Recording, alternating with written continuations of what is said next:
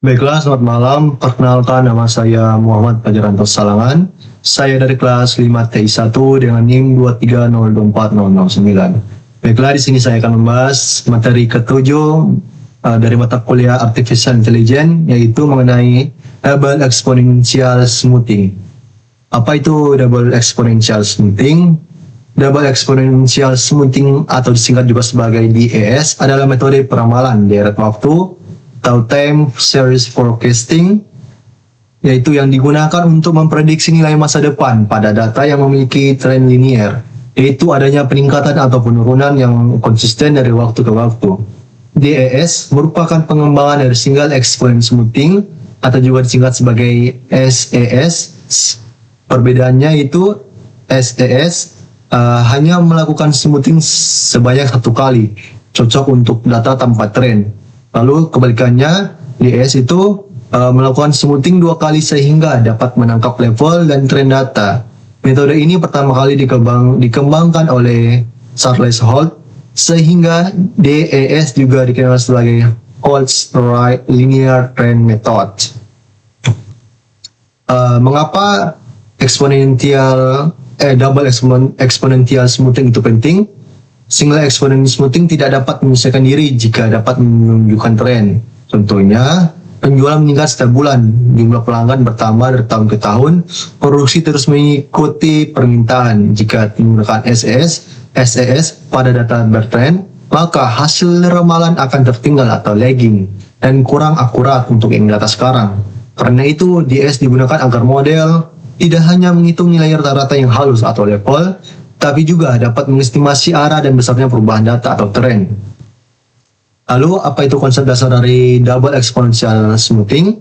DES menggunakan 2 komponen utama, yaitu yang pertama, A, level, dalam kurung S, T, tutup kurung, itu digambarkan sebagai nilai rata-rata yang telah dihaluskan dari data. Lalu yang kedua itu B, maksud saya yang B itu tren atau S tanda kutip 2 baru T, itu menggambarkan tingkat perubahan data dari waktu ke waktu. Dengan 2 proses smoothing tersebut, DES menyusun model yang dapat memprediksi nilai masa depan secara realistis. Lalu rumus yang digunakan itu, DES memiliki 4 rumus inti yang saling berhubungan, yaitu yang pertama, smoothing pertama level, yaitu S tanda petik T sama dengan A X besar T kecil, ditambah dalam kurung 1 min alpha tutup kurung S tanda petik T min 1. Lalu yang kedua itu smoothing kedua atau trend. Itu rumusnya S tanda petik 2 T sama dengan alpha S tanda petik 1 T tambah buka kurung 1 kurang alpha tutup kurung S tanda petik 2 T min 1. Lalu yang ketiga itu menghitung level aktual atau alpha tanda petik 1 T. Rumusnya itu A tanda petik 1 T sama dengan 2 S tanda petik 1 T kurang S tanda 2 tanda petik T. Lalu yang keempat menghitung tren atau B tanda petik T. B tanda petik 1 T sama dengan alpha bahagi 1 kurang alpha. Buka kurung S tanda petik 1 T dikurang S 2 tanda 2 petik T tutup kurung. Baru yang kelima itu ramalan M periode ke depan, itu rumusnya F besar baru rumusnya FF tambah F T tambah M sama dengan A tanda petik T ditambah B tanda petik T dikali M. Ini ada parameter dari rumus-rumus tadi. X T itu sama dengan data aktual, baru S tanda petik 1 T itu adalah smoothing yang pertama. Baru S tanda petik 2 itu S tanda petik 2T itu diartikan sebagai smoothing yang kedua. Baru alpha itu adalah nilai konstanta smoothingnya. Itu dimulai dari nilai 0 sampai nilai 1. Baru cara kerja dari double exponential smoothing ini bekerja melalui 3 tahapan utama, yaitu yang pertama menghaluskan data atau level sehingga dapat menstabilkan fluktuasi data sehingga pola umumnya dapat terlihat. Lalu yang kedua menghaluskan tren atau tren. Itu digunakan untuk menemukan apakah data memiliki arah perubahan yang konsisten. itu naik atau turun datanya tersebut. Baru yang ketiga itu dapat memprediksi masa depan.